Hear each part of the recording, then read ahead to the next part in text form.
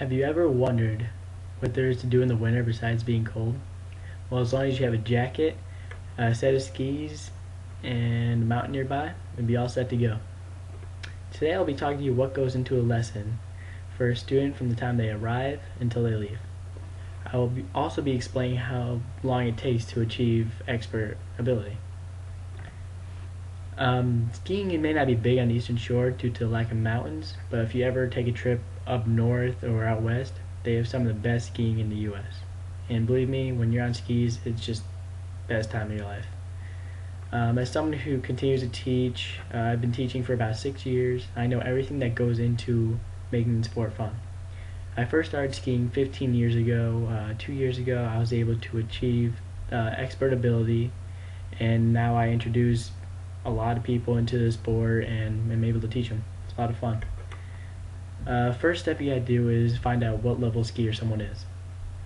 According to the Professional Ski Instructors of America, there are 10 levels of skiing, starting with 0 being the minimum and 9 being the max. The first few steps, 0 through 3, is beginner steps, where someone has never skied or has only skied a few times, and they're always on beginner trails or just learning something new.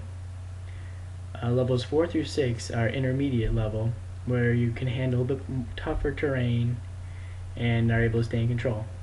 Levels 7 and 8 are up even more in tougher conditions and going a little bit faster, staying in control, and skills are a little more developed.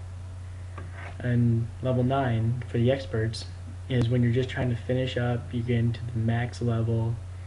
You can do any kind of conditions and ski any kind of trail, whether it be in the woods or not. Every skier is going to need to know what they need for equipment. Every skier is going to need skis with bindings, boots, and poles. To tell if the skis are the right size for you, you want to stand straight up and have the tip of the ski just at your nose.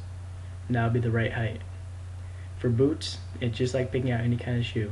You want something to fit that's comfortable, but your foot's not going to slide around. And for poles, what you want to do is you want to hold the pole by the bottom, right underneath the basket of the pole, have the grip touching the ground, and once your elbow is at a 90-degree level, that's how you know if it's the right size for you. When a teacher is looking at a student and seeing what they need to improve on, there's many things that go into it. You have to start looking at their feet, their hips, their shoulders, everything, all the way down to the skis, and see if they're parallel. The more advanced the skier, the harder it is to tell what they need to work on.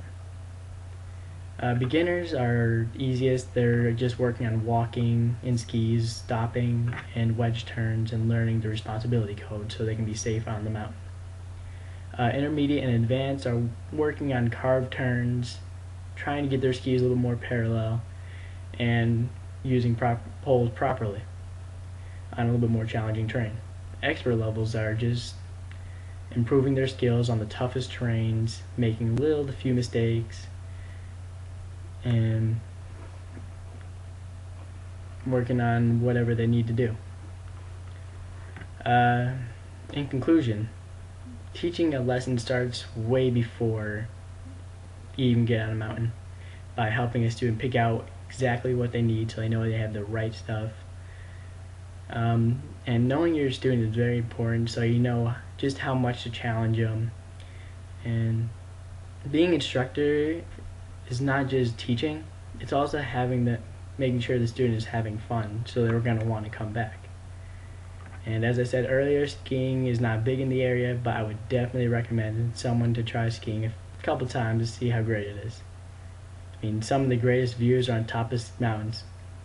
May as well go up there in the winter because skiing down is a lot faster and a lot more fun than walking.